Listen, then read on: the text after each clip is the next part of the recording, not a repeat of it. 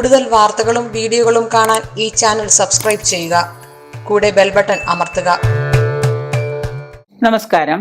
കണ്ടകശനി കൊണ്ടേ പോകൂ, അതാണ് നമ്മൾ ഇന്ന് പറയുന്നത്. അതായത് കണ്ടകശനി എന്ന് പറയുമ്പോൾ ഒരു ഗ്രഹം, അതായത് ശനി ഗ്രഹം ഒരാളുടെ ജാതകത്തില് ചാരവശാൽ 1, 4, 7, 10 ഭാവങ്ങളിൽ നിന്നാൽ അതിനെ നമ്മൾ കണ്ടകശനി എന്നാണ് പറയുക.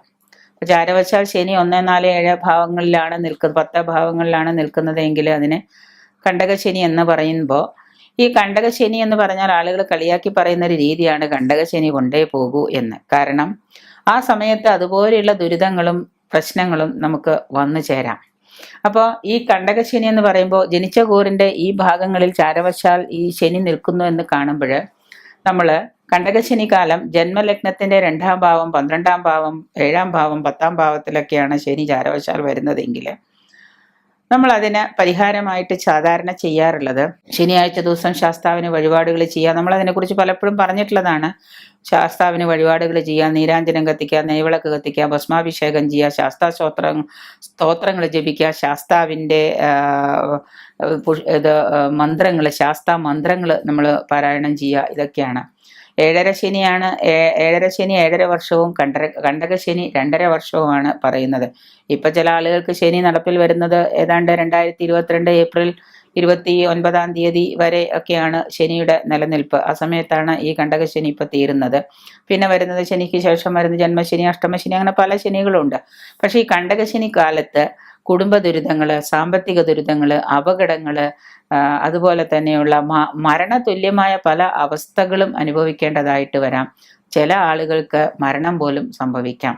ചില ആളുകളൊക്കെ അപകടങ്ങളൊക്കെ സംഭവിച്ച് വളരെ മോശ സമയവും വളരെ ദുരിതപൂർണമായ ജീവിത സമയത്തിലൂടെ കടന്നു പോകുന്നതാണ് ഈ കണ്ടകശനി കാലം.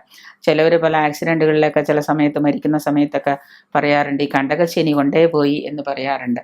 പിന്നെ അതുപോലെ തന്നെ സാമ്പത്തിക ദുരിതം കൊണ്ട് പലരും ആത്മഹത്യക്ക് ശ്രമിക്കുക, പലരും മറ്റു തല പ്രവണതകൾ നാടുവിട്ടു പോവുക, ഇങ്ങനെ ഓരോ തരത്തിലുള്ള ദുരിതങ്ങൾ പലരും ചെയ്യുന്നുണ്ട്. അപ്പം അതുകൊണ്ട് തന്നെ ഈ ശനി ഇങ്ങനെ വരുന്ന ശനി സമയങ്ങളിൽ, ഈ സമയങ്ങളിൽ ഏത് രംഗത്തും പരാജയം ഉണ്ടാവുക, കൈകാലുകൾക്ക് അംഗഭംഗം വരിക, കൈയൊടിയുക, കാലൊടിയുക, ആക്സിഡന്റ് ഉണ്ടായിട്ട് അതിൽ നിന്ന് ചില സമയത്ത് കണ്ടകശനി കാലത്ത് ചിലവർക്ക് ആക്സിഡന്റ് ഒക്കെ ഉണ്ടായിക്കഴിഞ്ഞാൽ ആജീവനാന്തം അവർ കടന്നു പോകുന്നുണ്ട്. അപ്പോൾ മരണത്തിന് തുല്യമായ അവസ്ഥയാണ് അപ്പം നമ്മൾ അനുഭവിക്കുന്നത്.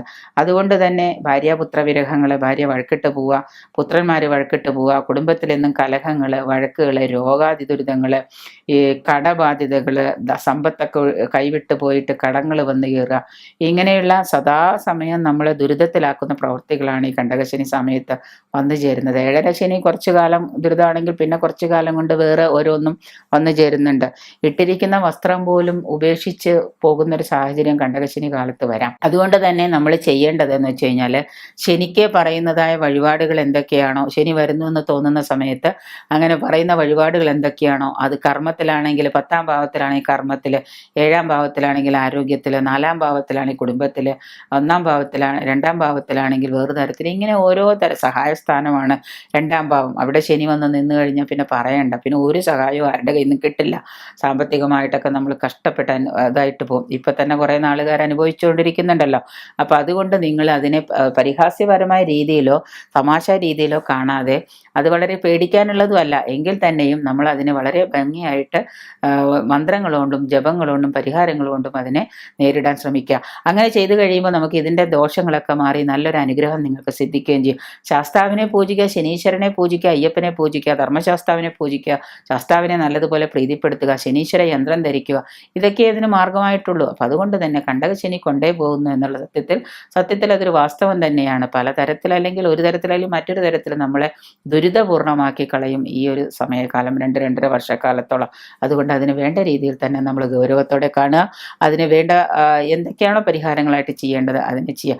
ആദ്യം നിങ്ങളുടെ ജാതകം പരിശോധിക്കുക, അല്ലെങ്കിൽ ചാരവശാൽ നിങ്ങളുടെ ശനി എവിടെയാണ് നിൽക്കുന്നതെന്ന് നോക്കുക.